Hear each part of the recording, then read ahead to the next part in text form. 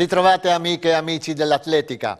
A Ravenna nei campionati italiani di maratona festeggiano i titoli assoluti Alessandro Giacobazzi, aeronautica, e Giulia Sommi, pro patria Milano. Oltre 13.000 i partecipanti complessivi e più di 1.400 alla maratona, dove non sono mancate le soddisfazioni per i portacolori regionali, che hanno portato a casa 2 titoli master.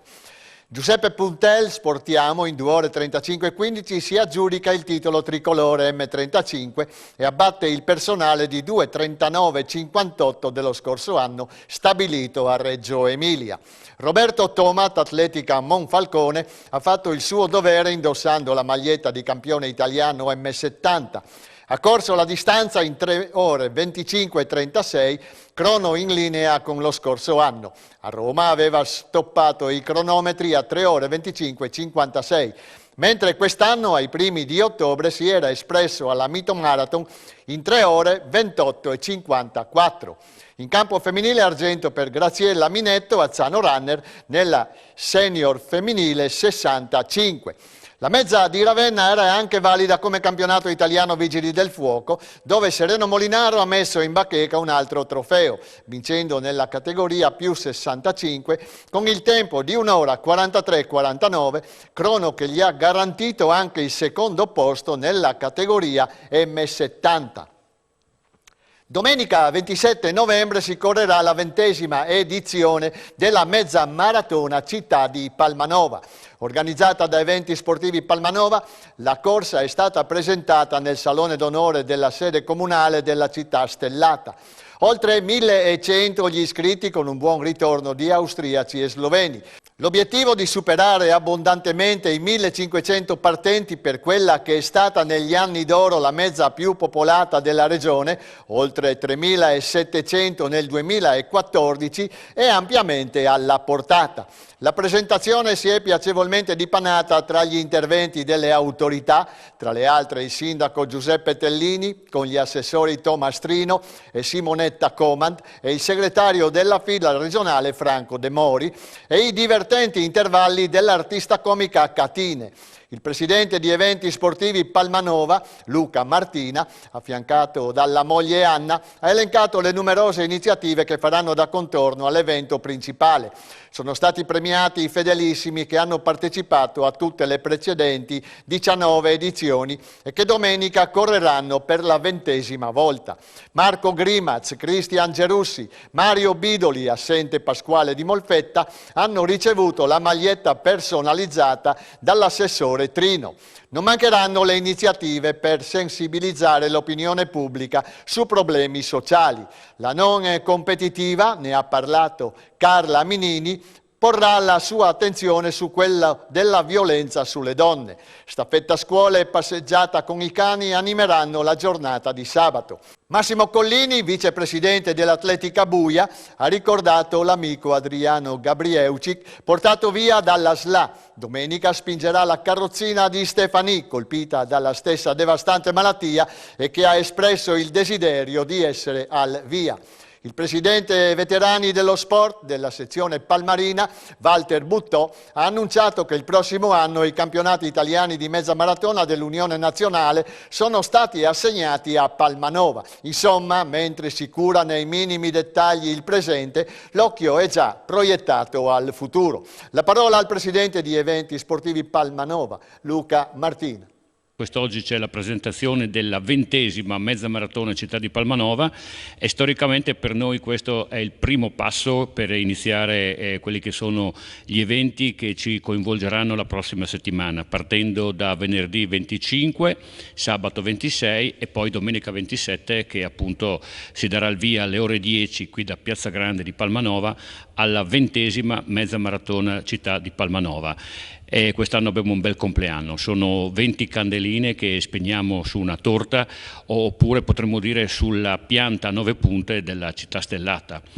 E come vi dicevo, ci sono degli eventi che faranno da contorno a quella che è la regina, la mezza maratona, sui 21 km e 0,97 per la precisione, che sono partendo da venerdì 25 la staffetta delle scuole. Lo dico incrociando le dita proprio perché sono 4 anni che o per il Covid o per il brutto tempo non siamo riusciti ad organizzarla. Quindi speriamo che quest'anno il meteo sia con noi e quindi saremo a proporre alla mattina dalle ore 9:30 la staffetta delle scuole che si articolerà sulla piazza di Palmanova e ci sono delle batterie delle scuole medie e delle scuole superiori. Questo, come vi ho detto, venerdì 25. Poi passiamo a sabato 26 e laddove la mattina saremo in fase di preparazione della piazza. E il pomeriggio, che daremo inizio alla consegna dei pettorali dalle ore 14 sotto la loggia qui in Piazza Grande, e faremo anche una camminata a passo libero con i cani. È un giro di 5 km lungo l'anello di Palmanova, andremo a lambire il fossato che devo dire questo sarà così mi collego anche per dire quello che sarà il terzo degli eventi di contorno alla mezza maratona. Stavo dicendo che questo sui 5 km è il percorso corto della marcia non competitiva a sostegno della lotta contro la violenza sulle donne, che partirà immediatamente dopo la mezza maratona di domenica mattina. Quindi a questo punto ho nominato mezza maratona, pertanto passiamo alla giornata regina di questo fine settimana, del prossimo fine settimana, e appunto dove ci vedrà coinvolti nell'organizzare la 20ª, come ho detto più volte, mezza maratona Città di Palmanova. Partenza alle ore 10 dalla piazza con un percorso inedito.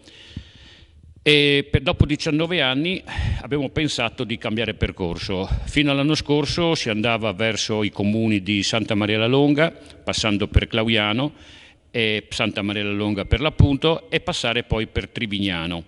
Quest'anno invece abbiamo pensato di portarci a sud di Palmanova, transitando sempre nelle frazioni di Sottoselva e di Ialmico, ma poi toccheremo i comuni di Visco nell'ordine, Aiello del Friuli, Cervignano e Privano Bagnaria Arsa. Da citare è doveroso il passaggio in un borgo che è rimasto intatto per molti anni, che è il borgo di Novacco, nel comune di Aiello, e soprattutto va ricordato nel comune di Cervignano il castello di Strassoldo. Infatti faccio i ringraziamenti alla contessa Gabriella Williams, che ci ha dato la possibilità di poter passare nella sua proprietà, nel castello appunto di Strassoldo. E c'è una caratteristica di questo percorso, una novità più che una caratteristica, perché ho pensato di dare la possibilità un po' anche a quelli che sono tutti gli atleti che non possono portare a casa il podio, il primo posto assoluto, o perché no anche di categoria, che sappiamo sono tanti, daremo la possibilità anche all'amatore, al runner diciamo mediocre, di poter portarsi a casa un ricordo particolare di questa gara, ovvero faremo un tratto cronometrato di 1 chilometro. Questo partirà immediatamente dopo la metà, per cui saremo al 10° chilometro più 500 metri.